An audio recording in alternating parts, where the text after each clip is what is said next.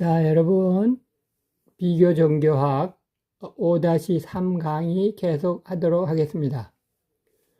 지난 PPT에 이어서 한 장을 더, 정령숭배에 대해서 한 장을 더 보도록 하겠습니다. 정령숭배의 특징 해가지고 1부터 6까지 있는데요. 1에 보면 뭐라고 써 있냐면, 초자연적인 힘이 초자연적인 영적 존재 안에 있다고 믿는다. 라고 하면서 그 초자연적인 영적 존재를 특별한 어떤 식물뿐만이 아니고, 뭐, 연못 또는 어떤, 뭐, 산, 뭐, 하여튼, 그리고 어떤, 조상의 혼이 뭐, 있을 것 같은 어떤 존재. 그 어떤 초자연적인 존재 안에 초자연적인 힘이 있다고 믿는 거예요. 그래서 경외하고 또는 두려워하기도 하고 그런단 말이죠. 대개 이제 이런 경우에는 지식 위주보다도 힘의 결과를 더 추구하고, 지적인 부분들은 중시하지 아니하고, 그 결과적으로 그 어떤 일이 일어났느냐 하는 힘의 결과를 중시한단 말이죠. 이 정령숭배를 하는 쪽에서는 경전이나 문자는 별로 중요시하지 않아요. 그러니까 이들에게 어떤 경전이 있는 건 아니에요. 성경과도 같은 경전이 있는 게 아니고, 문자가 중요한 것이 아니라 그들 나름대로의 그 의식이 있어요. 의식. 근데 대개 이제 그 사회는 추장 중심 사회죠. 대개 추장을 중심으로 해서 어떤 의식, 세레모니가 있고, 이야기, 구전되어져 오는 이야기, 이런 그 조상들이 어떻게 이렇게 해서 그 누구에게 복을 주었다더라, 뭐 이런 이야기 말이죠. 때로는 연극이나 노래, 춤으로 표현되는데 때로는 격언으로 표현되기도 한단 말이에요. 그래서 종교를 어떤 사상보다는 행동의 범주로 인식하기 때문에 대부분 문명인 경우가 많아요. 남태평양의 그 섬들, 지금도 아직 기독교가 그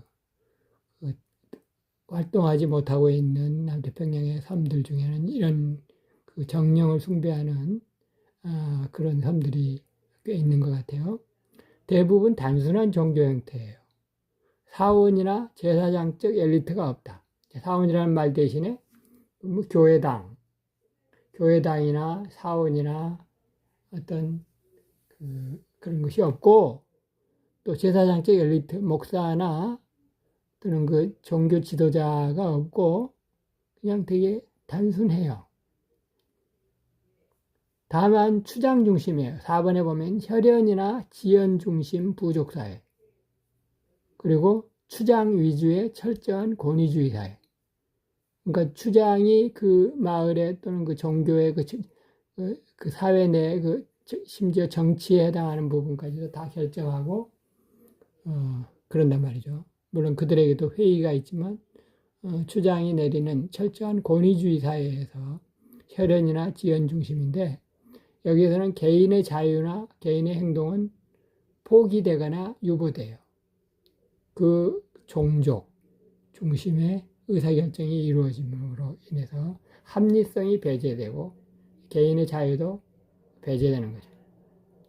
그리고 이들은 초자연적인 힘을 조종할 수 있다고 생각하면서 그런 신, 혼, 귀신을 조종하기 위해서 기술이 필요한데 이것을 마술이라 한다. 그래서 이들은 터무니없이 이들 중에는 사람을 짐승으로 되게도 할 수 있고 벽을 통과해 나갈 수도 있다고 믿기도 해요. 그러니까 모두가 뭐 다 그렇다는 건 아니고, 그러나 정령숭배를 하는 사람들 중에는 이런 믿음을 가지고 있는 비교적 미개한 그런 사람들도 있다. 사람을 저주를 내려서 짐승으로 되게 할 수도 있고, 벽을 통과해 나갈 수도 있고, 영혼이나 우리가 새로운 새 몸을 부여받으면 주님 다시 오시면 우리가 벽을 통과해 나갈 수도 있겠지만 지금은 그게 안 되는데 그렇게 마술하고 연관을 해서 그런 정령 숭배가 그런 믿음을 갖고 있기도 하다. 윤리와 종교 간에 아무 관계가 없다고 믿는다. 마술이나 만화, 특별한 힘은 도덕적으로 중립이다. 능력을 중시하고 윤리는 별로 생각하지 않는 그런 입장이 정령 숭배의 특징이라고 말할 수 있겠습니다. 자, 주물 숭배. 그러니까 물건을 여기서 물은 마시는 물이 아니라 물건 할 때 물자예요. 물리할 때 물이라고 해요. 특수한 물체를 대상으로 삼아서 숭배를 한단 말이에요. 주물 숭배라고 번역하기도 하고 또는 서물 숭배라고 번역하기도 해요. 영어로는 패티시즘 이렇게 얘기하는데, 자, 특수한 물체를 대상으로 삼아 숭배. 특수한 물체. 그 물체라는 거 보면 밑에 보면 좀 뭐가 있냐면 남녀 생식기, 그다음에 바벨론 성전에는 돌기둥, 신전. 자, 특별한 물건 중에는 나무 조각, 돌 조각도 있고 그런 서물, 일종의 그 부적과도 같이 말이죠. 그런 것들도 있는데 여기서 보면 남녀 생식기를 숭배하는, 그러니까 생식기 자체, 사람의 몸에 있는 생식기를 숭배를 하면서 그거를 돌이나 나무로 그런 모양을 만들어 놓고 그거를 숭배를 하는. 그러니까 남녀의 생식기라고 하는 것은 그 생명력의 신비를 가지고 있는 건 사실이잖아요. 근데 그거를 찬양을 하면서 그 자기 종족의 증식을 기원하면서 생식기로 만들어진 모양을 딴 그런 그 돌멩이 또는 나무로 만든단 말이죠.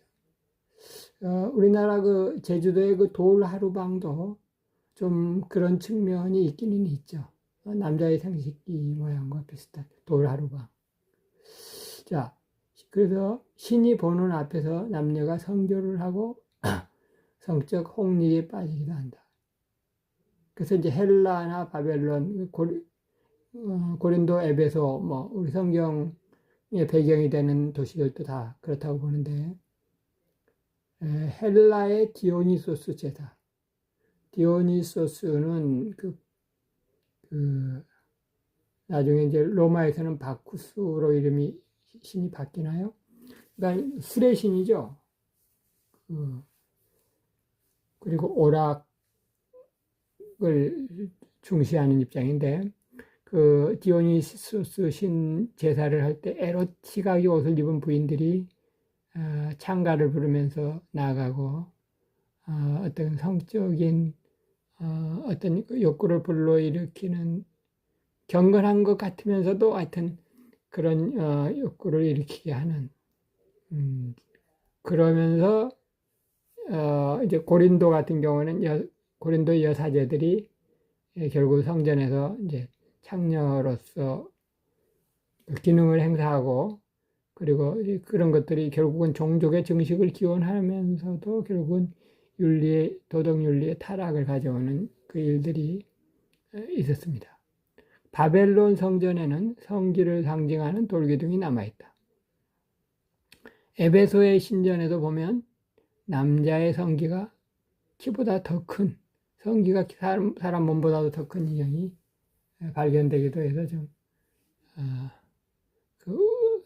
어떻게 보면 우스꽝스럽지만 어떻게 보면 좀 징그러운 그런 것들이 여전히 현대에도 발견이 됩니다.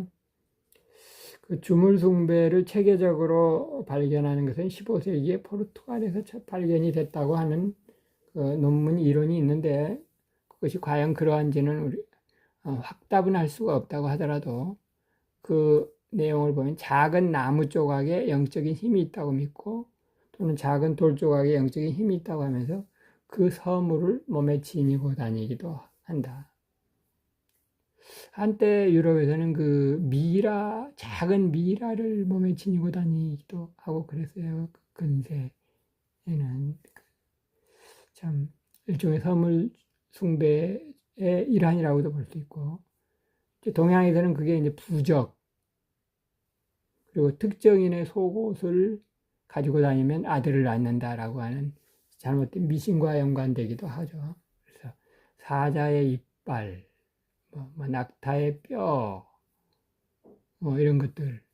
성경에서는 그 드라빔, 그 라헬이 그 자기 아버지의 소유에서 그 훔친 드라빔. 그러니까 말하자면 이제 우리 이제 성경에서는 우상으로 나오고 그걸 훔친 것도 또는 우상 숭배한 것도 잘못된 죄악으로 이제 우리는 이제 그렇게 인정을 하는데 하여튼 이런 것들이 일종의 부적이고 일종의 우상 숭배가 되는 거예요. 그래서 주물 숭배는 우상 숭배의 전 단계이면서 불교에서 말하는 불상이나 사실은 단군 신상도 우리는 주물 숭배 또는 우상 숭배의 하나라고 보는 겁니다.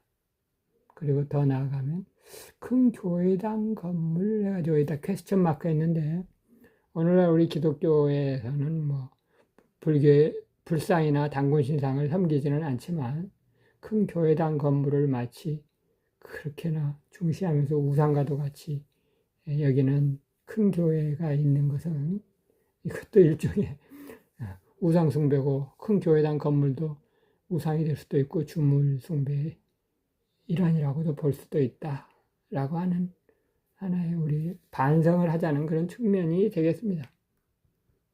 자, 샤머니즘 마지막으로 이제 샤머니즘 원시 종족 종교 중에서는 마지막인데 샤머니즘을 내용으로 해서 PPT를 2장을 더 보고 마치도록 하겠습니다.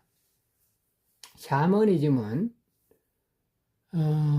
애니미즘이 실용성을 따라 의식화된 형태라고 이제 설명을 했고, 애니미즘이라고 하는 건 정령 숭배인데, 정령 숭배가 실용성을 따라서 의식화되고 세레머니화되고 그것이 이제 샤머니즘. 그래서 이제 나온 것이 이제 무당인 거죠, 무당. 여기서 실용성을 따라 됐다라고 하는 것은 무당을 생각하시면 되세요. 샤머니즘은 무당.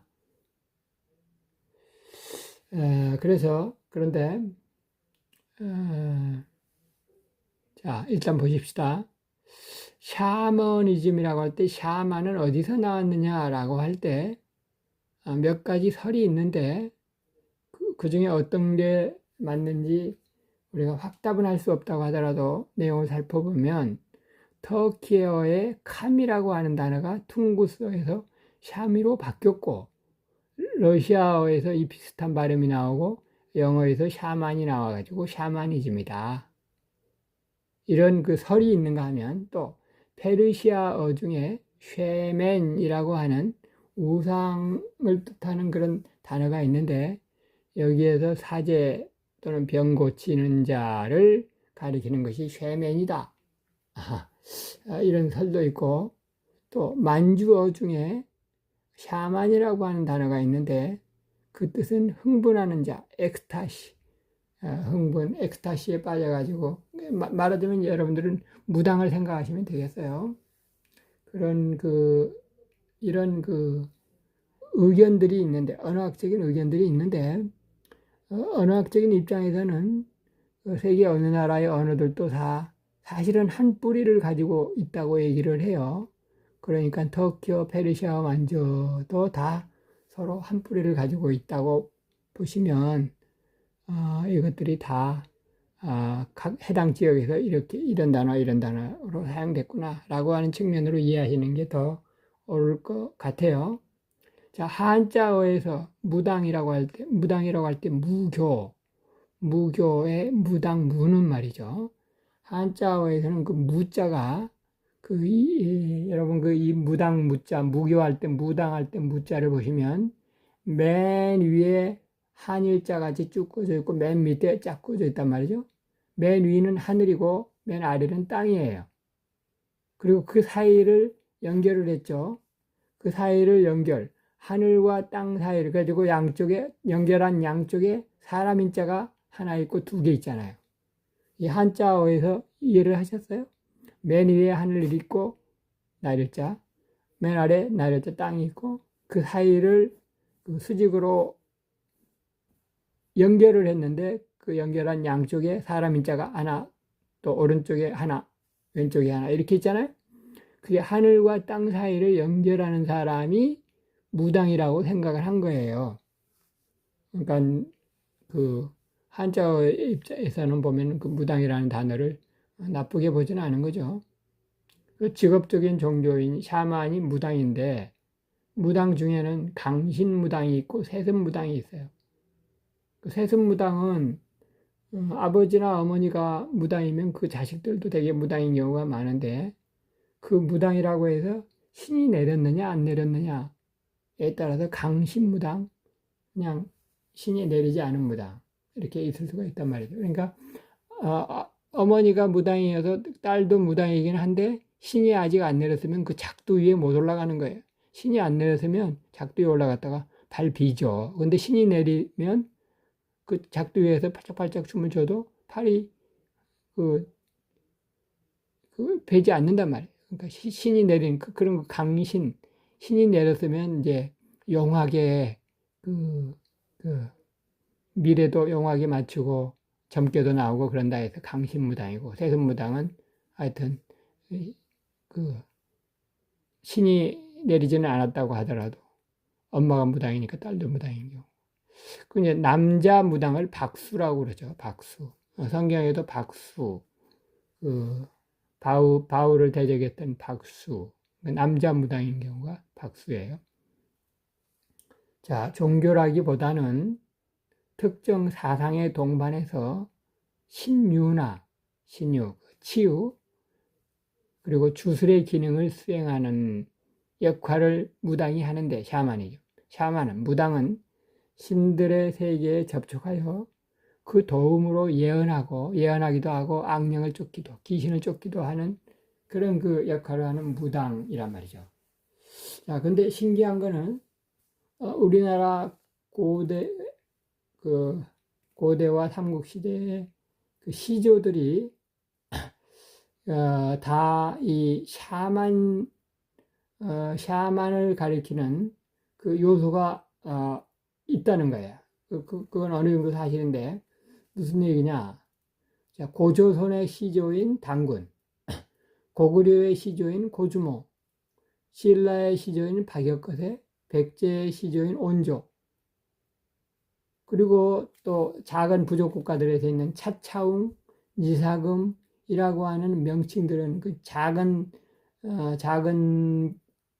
단위의 왕의 명칭들은 모두 샤만을 가리키는 요소가 있대요.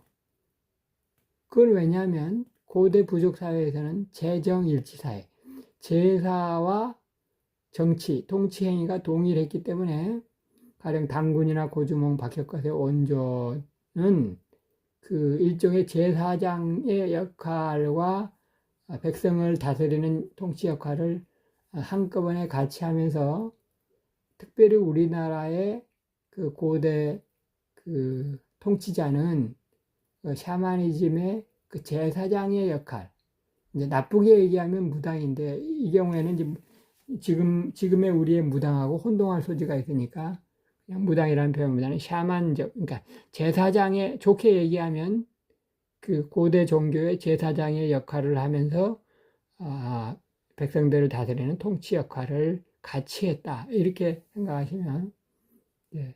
근데 이제 오늘날의 그 무당적인 요소하고 상당히 일맥상통하기는 하지만, 그러나 무당하고는 다른 그 통치자의 역할까지도 한 그 제사장적 역할을 했다, 이렇게 얘기를 하고, 그것들이 다 고대의 작은 단위의 그 왕의 명칭들인데, 그게 당군, 고주몽, 박혁거세, 온조, 그리고 차차웅, 니사금, 다 그렇다라고 하는 것입니다.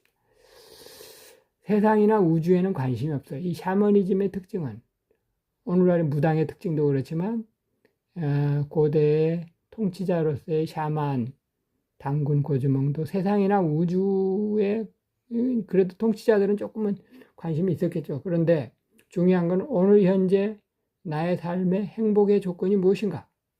내게 이로운 게 무엇인가? 여기에만 관심이 있을 뿐이에요. 그래서 개인의 행복, 그리고 그 사이에 풍요한 그 농사를 그 자식이 많이 낳고 농사를 많이 낳고 다산, 풍농 여기에만 초점이 있고 도덕성이나 철학적 사유는 별로 없는 것이 샤머니즘의 특징이다.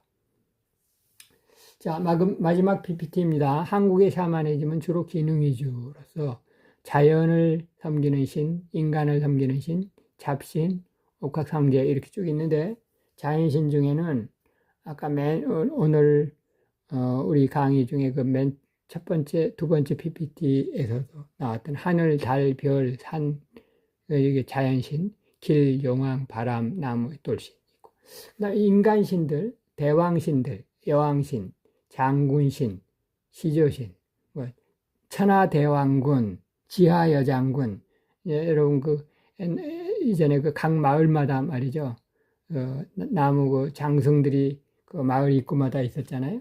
그게 이제 대왕신이에요. 대왕신, 여왕신, 천하대왕군, 지하여장군, 그 다음에 장군이라고 하면, 그리고 이제 시조신, 장군은 뭐 채용장군, 뭐 모시는 채용장군을 신으로 모시기도 하는 그런 마을들이 있었어요. 시조신은 당군, 박혁거세, 김수로왕, 이형계. 그래서 김해김 씨들이 시조로 섬기는 김수로왕. 그러나 김수로왕을 이제 그 신으로까지 섬기지는 않지만 그러나 그 시조로서 굉장히 중시하기는 하죠. 전주의 씨들은 또 이성계를 그러나 한때는 신으로까지 섬기는 때도 있었다. 자, 여기 보면 잡신, 도깨비, 천여귀신, 용, 봉황, 해태, 해치. 중앙청에 가면 해치라고 하죠. 사실은 해치는 그 작은 적인데, 그거를 신으로 경지까지 승격을 시키고, 중앙청을, 남산의 불기운을 막는 저기가 중앙청 앞에 있잖아요. 광화문에. 해태, 그리고 거북이, 두루미, 고목나무 이런 것들을 섬기는 신, 옥황상제, 염라대왕, 여왕들을 섬기는 일종의 샤머니즘 신앙이죠. 그런데 우리 한국보다도 더 샤머니즘이 왕성한 나라들이 티베트, 만주, 몽골, 일본. 일본은 뭐 지금도 일본의 인들이 믿는 그 신도교는 상당히 샤머니즘이 굉장히 강해요. 도덕의식은 별로 없고 말이죠. 민족의식은 강하고 말이죠. 자, 맨 마지막 문단입니다. 한국에서는 그동안 민간신앙으로 뿌리내려온 샤머니즘, 불교, 유교가 섞여 있던 상태가 백성들의 신앙에서 배척당하였을 때, 그때 갑오경장 등 대개혁이 일어났어요. 갑오경장, 우리나라 근대 이제 조선시대, 조선 말기에 갑오경장, 이제 그러니까 이제 일본에게 을사조약 당하기 이전에 있었던 한국의 개혁. 이때 바로 개신교 복음이 들어오고, 이때부터 한국교회의 급성장이 뒤따라오게 되는데, 하여튼 그 전까지 한국의 샤머니즘이 대단한 위력을 발휘했다. 뭐, 여기까지 하시는 걸로 하고, 여러분, 또, 수고 많으셨습니다. 다음 주에 또 보도록 하시죠.